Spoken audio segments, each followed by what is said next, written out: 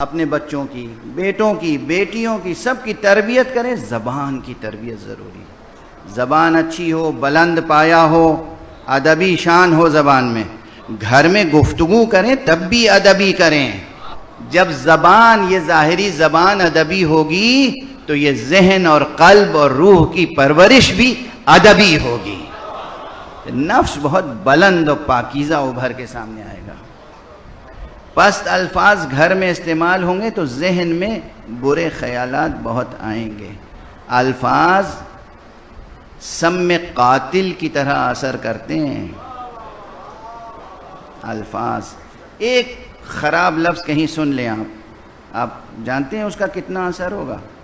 سن لیا صرف آپ نے، راہ چلتے ایک خراب لفظ کان میں پڑ گیا، یہ خواب میں آپ کو ستائے گا، آپ کے خواب تک میں ستائے گا وہ لفظ۔ یہ نفسیات ہے۔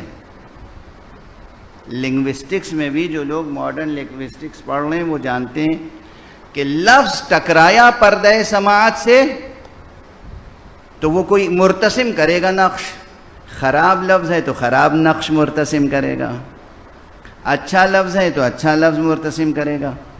اب یہ آپ خواب دیکھیں گے تو نعوذ باللہ غیر مہذب خواب ہوں گے، اور اگر خواب غیر مہذب دیکھنے لگے تو پھر دن کے اجالے میں مہذب کیفیتیں کہاں سے ظاہر ہوں گی؟ تو یہ ایک اہم پیغام ہے جو عرض کرنا چاہ رہا ہوں۔ الفاظ زبان سے جو ادا ہوں، اور کوشش کیجئے جو سماعتوں سے ٹکرائیں وہ الفاظ بہت بلند و پاکیزہ ہوں۔ خیر یہ بات تو یہاں تک ہو گئی، انشاءاللہ یاد رہے گی، انشاءاللہ یاد رہے گی۔ تو اگر ادب کا ذوق ہے تو پھر قرآن مجید کے آیات میں آپ کو کچھ نظر آئے گا۔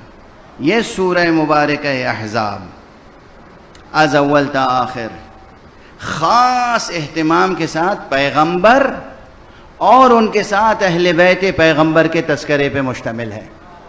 تو ہم اسے قرآن مجید کا ایک خاص نعتیہ قصیدہ کہہ سکتے ہیں، جو مطلع سے لے کے مقطع تک پیغمبر کے تذکرے سے مربوط ہے۔ سورہ مبارکہ احزاب، اور اسی سورے سے یہ آیت میں تلاوت کر رہا ہوں، لَقَدْ كَانَ لَكُمْ فِي رَسُولِ اللَّهِ أُسْوَةٌ حَسَنَةٌ، بے شک تمہارے لیے رسول اللہ کی ذات گرامی میں ایک بہترین نمونہ ہے۔ لیکن یہ نمونہ کس کے لیے ہے؟ یہ قابل تأسی کردار اور سیرت کس کے لیے ہے؟ لمن کان یرجو اللہ، جو اللہ کی طلب رکھتے ہیں، والیوم الآخرہ، اور جو یوم آخر کا خیال رکھتے ہیں۔ میں کل کہہ چکا ہوں آخرت و دنیا دونوں سے ہاتھ اٹھانا پڑے گا۔ آج جو یوم الآخر کی یہ قید ہے وہ مراد خاص طور پر جنت نہیں ہے۔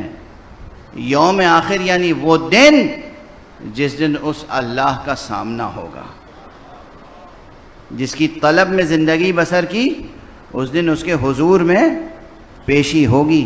اس دن کا خیال جو لوگ رکھتے ہیں اور جو لوگ کثرت سے ذکر خدا کرتے ہیں، ان کے لیے نمونہ کامل ہے زندگی حضرت محمد مصطفیٰ صلی اللہ علیہ وآلہ وسلم۔